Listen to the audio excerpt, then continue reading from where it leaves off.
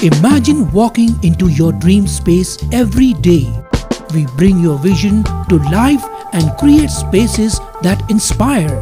So design your dream and live your best life. Discover the art of modern living with Spacecraft Interiors. Your space, our craft.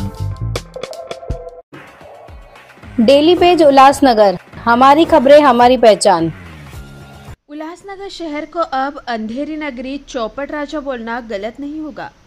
जनता परेशानियों से त्रस्त, मनपा प्रशासन और ठेकेदार अपनी मस्ती में मस्त। ऐसा ही बोलना अब गलत नहीं है कि शहर की परेशानियों से शहर के नेता, मनपा प्रशासन और ठेकेदारों को कोई लेना देना नहीं है। यह नज़ारा है उल्लासनगर 5 के हिल लाइन पुलिस स्टेशन परिसर का, जहां पिछले कई महीनों से रास्तों का काम तो चल रहा है, रास्ता तो बनाया जा रहा है, लेकिन ठेकेदार अपनी मनमानी कर परिसर के नाले को नज़रअंदाज करता दिखाई दे रहा है, जिस कारण वहां के स्थानीय लोगों को अभी से ही कई परेशानियों का सामना करना पड़ रहा है। सोचिए, अगर अभी से ही ये हाल है तो भविष्य में परिसर के लोगों की क्या अवस्था होगी। वहीं इस परिसर में कई दिव्यांग लोग भी रहते हैं, जिनको वहां से आने जाने में काफ़ी परेशानियों का सामना करना पड़ रहा है। अब स्थानीय लोगों द्वारा परिसर के आमदार डॉक्टर बालाजी किनीकर से ये गुहार लगाई गई है कि हमने मूलभूत सुविधाओं के लिए उनको वोट दिया था, लेकिन कोई सुविधाएं तो नहीं मिल रही है, उल्टा उन्हें परेशानियों का सामना करना पड़ रहा है। जब स्थानीय लोगों द्वारा ठेकेदार और वहां पर काम कर रहे मजदूरों से नाले की मरम्मत कर फिर रास्तों का काम करने को वहां गया तो ठेकेदार उल्टा जवाब देकर वहां से भाग निकला। माझं नाव दर्शना नितीन सोनोने, मी राहणार hill line 5 number camp number. आधीपासून या रोडांचे कामं चालू आहे, किमान 1-1.5 वर्ष होत आले, पण रोडाच्या कामानिमित्त त्यांनी गटरीचेही कामं काढले, गटरीचे कामं चाललेत, पण अर्धेच गटरी केल्यात, अर्ध्या बऱ्याच ठिकाणी पॅचेस सोडून दिलेल्या आहेत। त्या पॅचेसमुळे असे प्रॉब्लेम होत आहेत की ठिकठिकाणी पाणी जमा होत आहे, त्या पाण्यात मच्छर जमा होत आहेत, त्या मच्छरांमुळे रोगजंतू पसरतायत, लहान मुलं आजारी पडतायत। माझं असं म्हणणं, तुम्हाला करायचंय ना सलग एका खट्ट्यात तुम्ही नालींचे कामं करा। अर्ध्या करतायत, अर्धा ब्लॉक सोडताय मध्ये, त्या ब्लॉक सोडल्यामुळे सगळा कचरा तिथे जमा होतोय, त्या कचऱ्यामुळे इतकी रोगराई पसरते की त्याच्यामुळे सामान्य जनतेला त्रासच आहे। मुलं आणि पाऊस पडला की वरतून सगळं पाणी, वरतून टेकडीवरचं सगळं पाणी खाली वाहत येतं, ते नालीचं पाणी आणि टेकडून येणारं पाणी सगळं इथे रोडावर जाम होतं।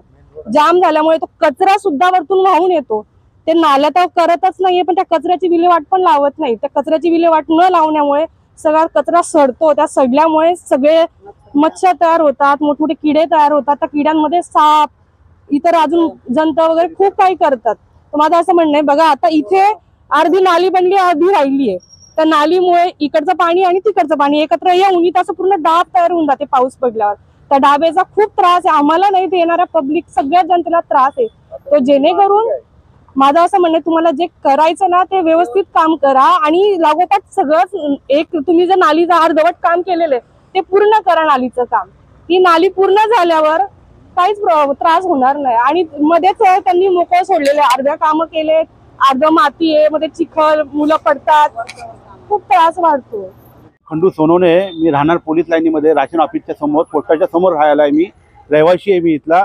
इथं नावाला मी पूल बनवत आहे, नावाला खाली पूल बनवत आहे, पण मी त्यांना लोक चांगला पूल बनवा, उद्यातून नुकसान नको व्हायला, जीवहानिक नको व्हायला, मी हे रिक्वेस्ट करायला गेलो त्यांना, तर ते पळून गेले। पुढे येतो बोलले, म्हणजे आमच्या सेफची बात करा, तुम्ही कशाला बोलता। म्हटलं आम्हाला त्रास आहे ना, पुढे चलून उद्या चलून तिथं ट्रक बी उभी राहिली तर रोड खाली पडून जाईल तो।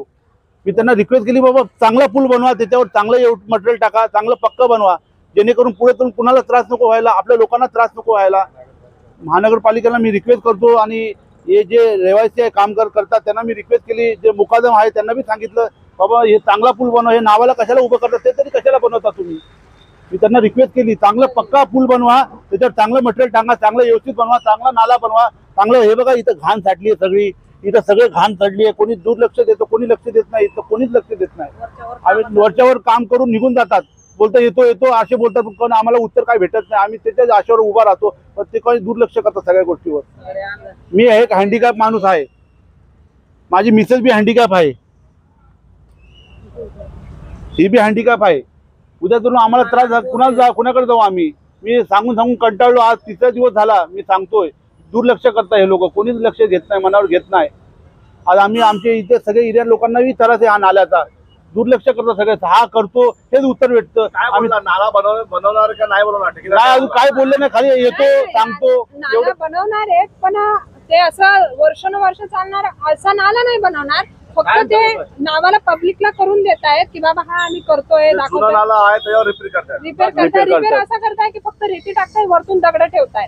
आम्ही मुलांना शाळेत सोडायला येतो, आमची गाडीची व्हॅन येते, लहान लहान मुलं आहेत, मला एक मुलगा मुलगी आहे, तर त्यांना सोडायला येतात. तेव्हा मी बघितलं हे असा कार्यक्रम चालू होता. त्यांनी नाल्याचं काम सोडून दिलं, वरच्यावर रेती टाकतात, त्याच्यावर दगड ठेवतायत. हे चुकीचं आहे, पब्लिकचं नुकसान आहे, त्यांचं नुकसान नाहीये.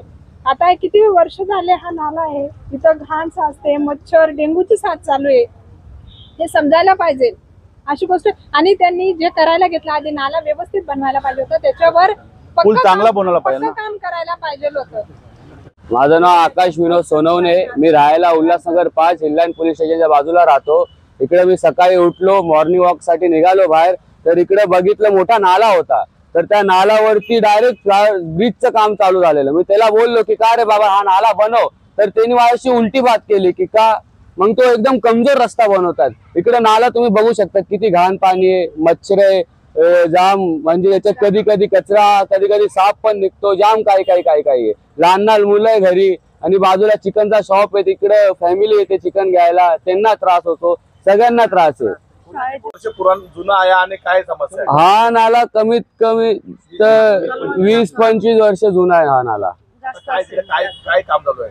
हा नाल्याला पहिले नाला बनवा, पण हा नाला बनवत नाही, याच्यावरतीच हे करतायत, रोड टाकतायत, आणि ते पण कमजोर. आणि त्या ठेकेदार सोबत बात झाली की असं का बनवतात, तर तो असं काहीतरी इग्नोर करून पुढे निघाला तो.